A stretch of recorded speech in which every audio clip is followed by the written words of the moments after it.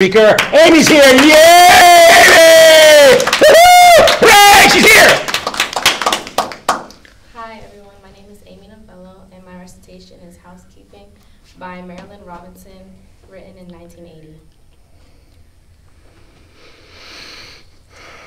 Imagine a Carthage sown with salt and all the sowers gone, and the seeds lain however long in the earth, till there rose finally in vegetable profusion, leaves and trees of rhyme and brine. For need can blossom into all compensations it requires. To crave and have are as like as a thing in its shadow. For when does a berry break upon the tongue as sweetly as when one longs to crave it? And when is the taste refracted into so many hues and savors of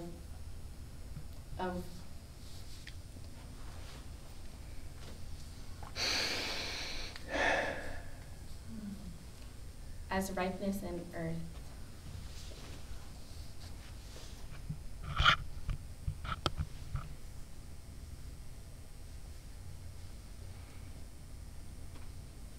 And again, there is a foreshadowing.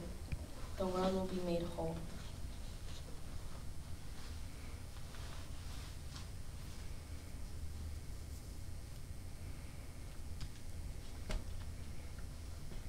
And for to wish for a hand upon one's hair. Wish for a hand upon one's hair. And to feel it. Almost to feel it. Almost, yeah, to feel it. So whatever we may lose, very craving comes back to us again.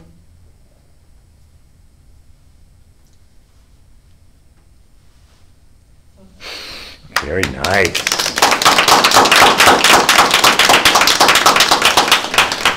Yeah, she was good. My recitation is about two young girls who live with their grandmother or their aunt. They're basically orphans because their parents died. I think Captain Kirk chose this recitation for me because he said it's the hardest and he wanted to challenge me, knowing that I'm still in high school. Like that, it was very complicated. So some backstory to the recitation. When I first took a look at it, I was very confused because the first line itself threw me off. Imagine a Carthage sown with salt and all the sowers gone. I don't even know any of those words. I didn't either when I read it, just so you know. And then Professor helped me, and he had explained to me that the two young girls were explaining their feeling of losing their mother.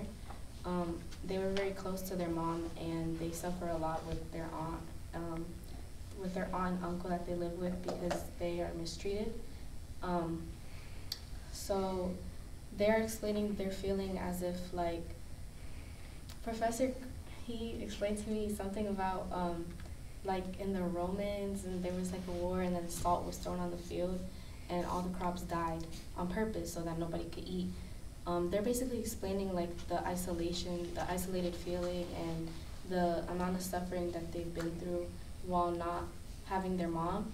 But towards the end, they're also explaining how refreshing it feels to think about all the memories they had with her. The last line talks about like an angel fostering and combing through their hair and picking us wild strawberries. So like that's what their mother used to do for them. And I'm pretty sure it's more of the older daughter who suffered more, I think, who's speaking in the recitation. But the hardest line to learn was to break upon the tongue as sweetly as one longs to crave it, and when is the taste refracted into so many hues and savors. That took me like 3 days to learn. And so, and my What's your favorite line? My favorite line, I think, is that one, the long part, the question. I think that one was my favorite, and yeah, thank you. Thank you. I'm great.